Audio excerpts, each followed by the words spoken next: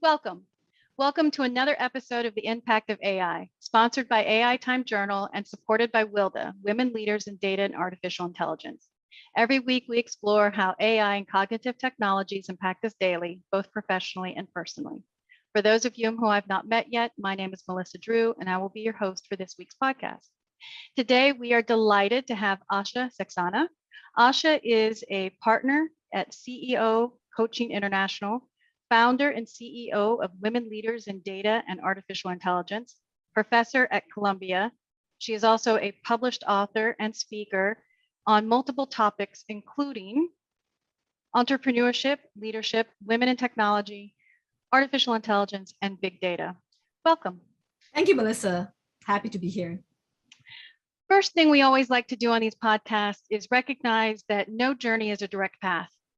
Everyone typically takes a roundabout way to get to where they are today. So please take a minute and tell us how you got to where you are.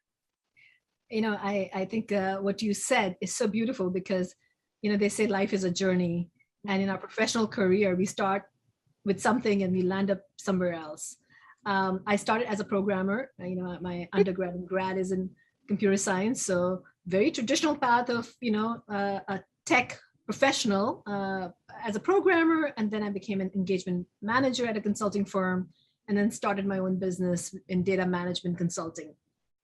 Been a tech entrepreneur, building my own businesses and running large technology teams to build data warehouses, analytics, and so on.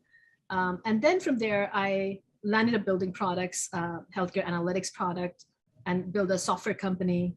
And then became a professor at Columbia University, where I teach entrepreneurship and teach really how to build a technology business. And I teach strategy and consulting on growth. How do you actually build scalable organizations? And what does consulting and strategy really mean to students who are in graduate studies or executive graduate school? Then that led me to being a CEO coach, where I'm coaching CEOs on building high growth technology companies and really taking advantage of technology. And as I go on the speaking engagement and teaching at Enterprise Data World or TDWI, what I realized is that we are living in the world of algorithms and only 12% of women are building these algorithms. And this was really concerning. You know, we live in the world which was designed by men, but the digital world which we're going to enter, my whole thought or my aspiration is that we bring more women leaders on the table who make and design this world for our next generation. And because of that, I started Women Leaders in Data and AI. And I'm so blessed to have our members who come from senior leadership roles in large organizations who can have impact at a scale. And my journey from being a technical person, a programmer, really learning about what the journey of a female leader is in technology world and how lonely it can get. I think it's somehow this organization is really rewarding because it brings women together. And I really started with C-suite because that's the world I understood. And now we are adding the VP level. But really the goal was to bring the C-level women leaders together in peer-to-peer learning environments so they can learn and grow together and create the space and create the scale for women leaders to come together. There's so much that we could cover today, and I don't even think we have enough time. What I'd like to focus in on is everything that you've accomplished over these last 20, 25 years. I think it's really coming full circle and stitched together in this new book. So Asha has a new book coming out. It hasn't quite been published yet, but I have talked to you about it briefly. And I'd like to talk a little bit more about what you've found as part of the CEO coaching, as part of the conversations that you have with your students, as part of the founder of Women Leaders in Data and AI. Where does that all come together in this book that you're writing? So the essence of this book is really about, how do you build organization which actually truly use the impact of data and AI and the emerging technologies. Now I talk about the four multiplier in this book. I say that there are four technologies that's really going to change our world in the future: the big data, the AI and robotics, IoT, and cloud, which is really going to really create the next wave of emerging technologies that businesses can actually use to create the growth. When I coach CEOs and I'm talking to them about how effectively they're using technology, and Melissa, you probably know that not many companies are using truly the value of data and AI as effectively as they could potentially use. So my intent with this book is to really talk about how can a business user, a business leader can understand what these technologies are first. And then my intent is to create, share some frameworks with them to be able to actually implement some effective data and AI initiative, which can give them very quick wins. So the goal is that even a business user or a business leader can understand what these technologies are and be able to quickly see the rewards from these technology and application of this technology. You mentioned briefly a moment ago that not a lot of organizations are really using the value of data and artificial intelligence. Where do you think some of these challenges are existing at the C-suite? You know, I feel that technology has always been seen as a cost center. So even though leaders know that data is of value, they're still looking at the historical data. They're still looking at data for really looking at the historical numbers and see the dashboard and scorecard based on what did we do last quarter, or what did we do last year, or what have we done and what has worked in the last 3-4 years, instead of looking more on predictive analytics. Companies are starting to do predictive analytics, but really, do they trust the data? The question is, they still trust their gut more than the data because they don't believe that the prediction, you know, I was telling a leader, and she was talking to me about the struggle she's having with adoption. And I said, think about a party you go to and you have a fortune teller sitting there and she says, let me tell you what your future would look like. How many people will really trust that she knows what she's talking about? It's kind of a little bit like that with the business users. They're saying, you don't know the data. Data is not clean. We don't have a good data governance. How do I trust the data? And how do I trust that what you're predicting is right? So I think it's about the AI models to be accurate. It has to be about the right diversity in data, the diversity of thought. And that's why I talk about how important it is, especially in the world of AI, to have diverse team and diverse thoughts. So when you're looking at the data, somebody who's from a different ethnicity, a different age group, a different color or religion can look at the data differently and say, you know what, I see that this data is not diverse, or I see this is what the data is telling me. So the importance of the diverse teams is as important as having the diverse data set or the clean data set or the access to the big data we are talking about. I think a lot of times we understand the philosophy around diversity in teams, having teams from different perspectives, from different backgrounds. You know, a global team is going to be able to think about data differently. But you mentioned just a moment ago about diversity in data. Were you thinking more specifically the diversity in data is coming from that diversity team, or are you really tactically looking at the data sets coming from a diverse perspective? So it's actually both, Melissa. It's the diverse data set and diverse thoughts. So let's say if I'm trying to sell a certain kind of jeans, which sell really well in Europe, will that sell well in US?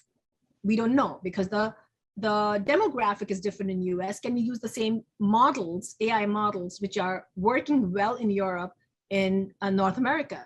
Would that same model work well in APAC region?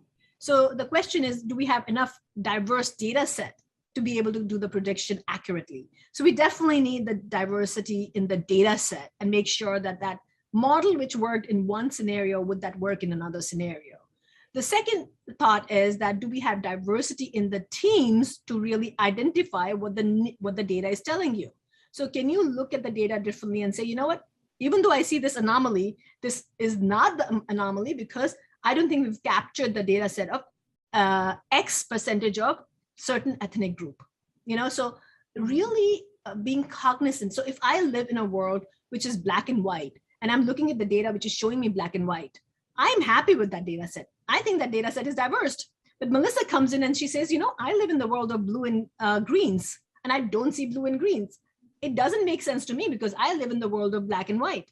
So having diversity in thoughts, in age, in gender, in religion is so important when you're building especially a data science teams, because you want to have diversity of thought and also understand where the biases are coming from. Another really important piece I talk about, and the reason of really writing this book is because my thought is if the business users are not learning about or learning the new skills of data science, then technology teams can only do so much. Then the business leaders are saying technology is a cost center because they're not understanding the value of what data and AI can do for you. And so my intent really behind this book has been to really create that education which business leaders need to really understand and adopt the technologies or the application that's coming their way and not be scared of it. I mean, I tell you, you go from your iPhone 7 to 8 or 8 to 11, you're thinking, oh my God, it's a big change. So I remember when I used to use BlackBerry back in the days, going to iPhone was like a shock to my system. Even though you are technology person yourself, technology is so vast that I feel like you don't use the most of it. Even on your phone, you're probably using 20-30% of your phone. You're not really using the maximum application of your iPhone. So my thought is that the adoption, the change management is kind of challenging in every organization. How can we educate as a tech entrepreneur who understands how businesses grow? My intention is that how can we make sure that the product development is done in a way which is using lean startup? Can we actually build a product within a large organization and create these mini entrepreneurs who are product managers who really think about commercializing the product, really understand the market and product fit, understand what lean startup really is? So my intent is that you convert the technical army, your technical teams, to really teach them what lean startup is, teach them basic your business model canvases. I call in my new book, I'm calling it a power canvas, is really how do you convert a business model canvas into a power canvas by understanding the value of data. So you build your teams around the product and make sure that you understand how you're building the product and how you're marketing your product internally. How do you create a product which people can adopt immediately? I love the book One Click, Amazon's theory about keep it so simple that the business users will adopt it by naturally, because it's easy to use. So if you keep it simple, adoption will become easier. If you gamify it, if you start making it fun for people, then people will try it. But traditionally, engineers don't think like that.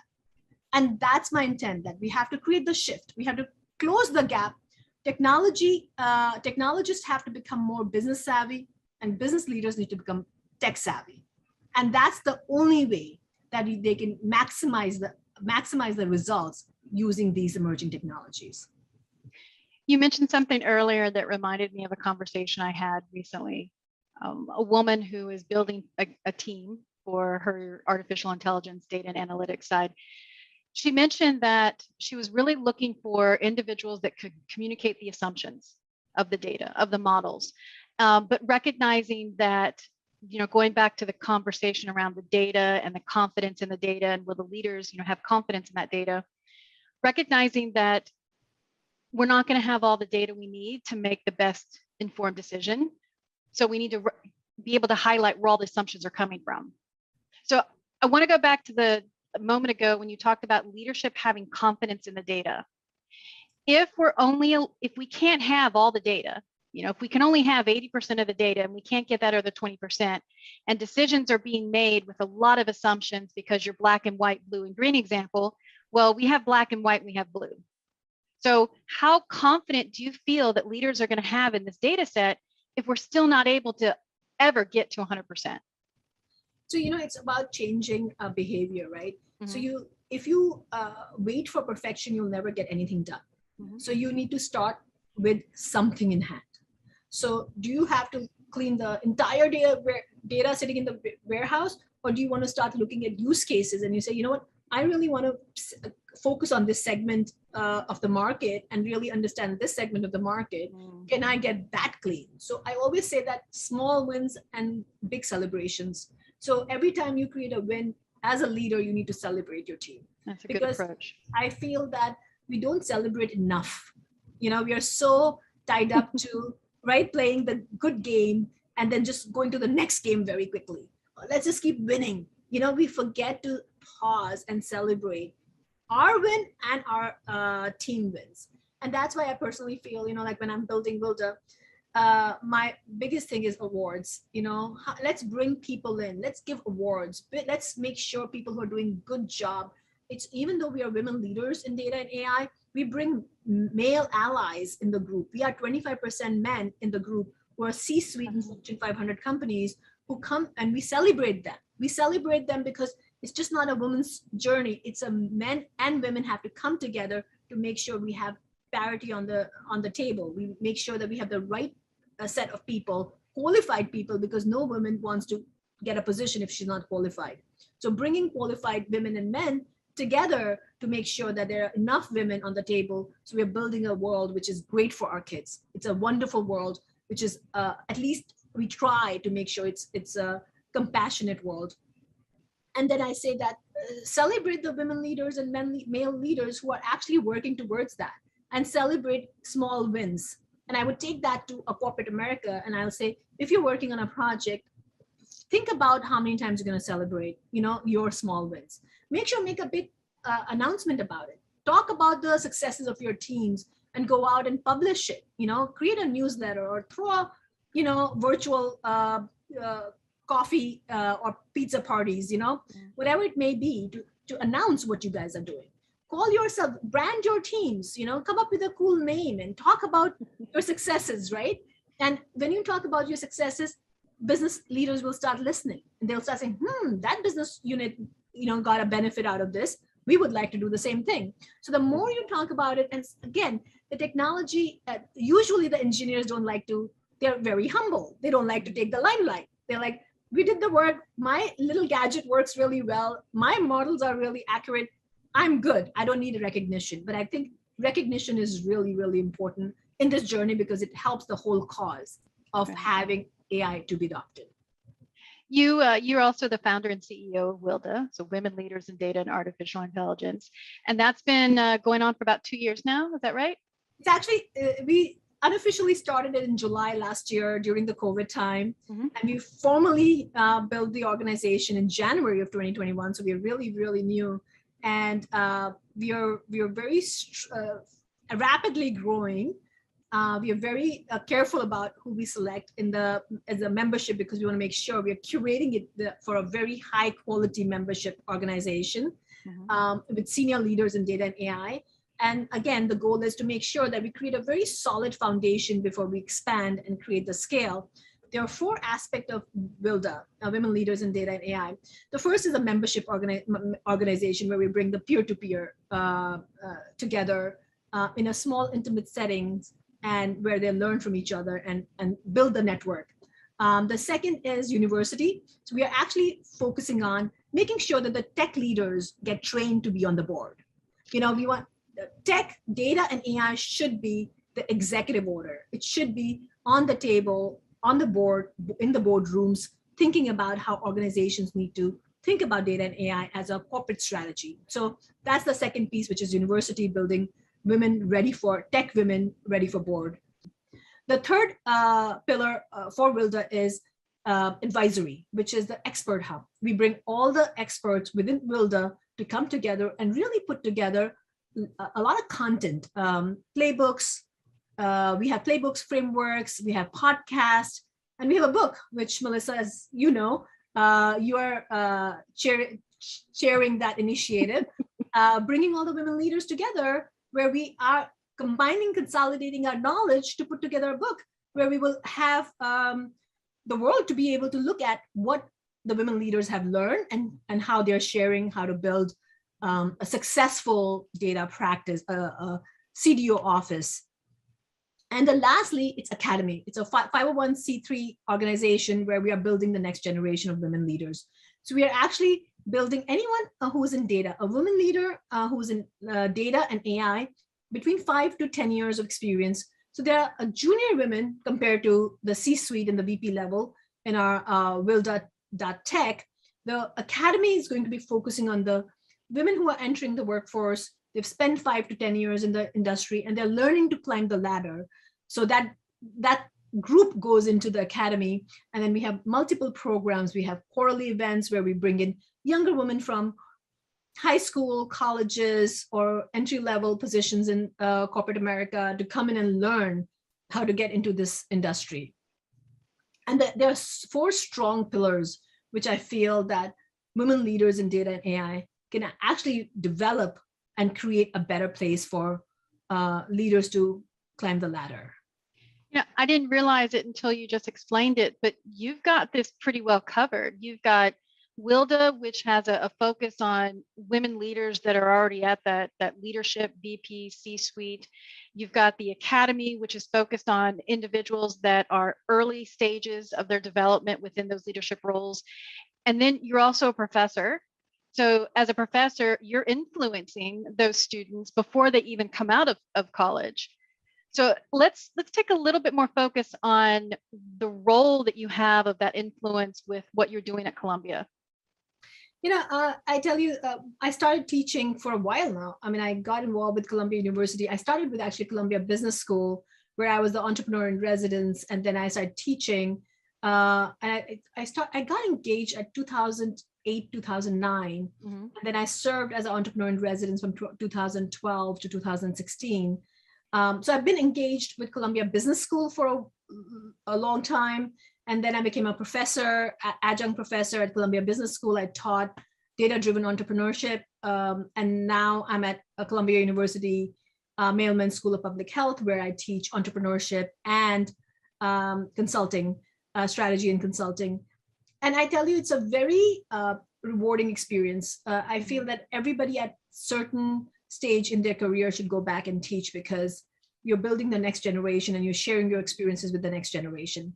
My goal for these students who are coming in the graduate school is to really learn from experience. So in both my classes, I make sure that they touch a lot of real life stuff. So they get to learn about what's happening in the world, in corporate America, or in businesses, and how and what lessons learned. I bring a lot of entrepreneurs in my class. I also bring in organizations, which are in our consulting and strategy class. We work with organizations where we are helping them build a strategy. So the students get life, learning experiences through real life experiences. And I think that's where I see the hunger for these young kids to learn and grow. And I think as the senior leaders in WILDA, that's what we are trying to do, is make sure that we touch the next generation. So as we wrap up our time today, what are some lessons learned? What are some things that you've experienced that you can give that information out to others that are listening, so that they don't have to go through and spin the wheels all over again? I always say that always be curious. I think life is about learning. It's be a student of life. You never stop learning, no matter at what stage in your career you are. So I always be hungry to learn more, and always be a sponge, at least early on in your career. Make sure you absorb a lot, listen a lot. I also say that, the more you listen, you know how to respond better. So really listen, not to respond. The second thing I would say is that if you're in corporate America, if you're in an organization, large organization, you want to make sure you understand the difference between power and influence. So you may not have power, but you need to learn to influence, because that's your skill set. I always say that you can be a leader even if you don't have a title. So learn to be a leader and make sure you take the initiative. And lastly, I always say is that be honest to your work.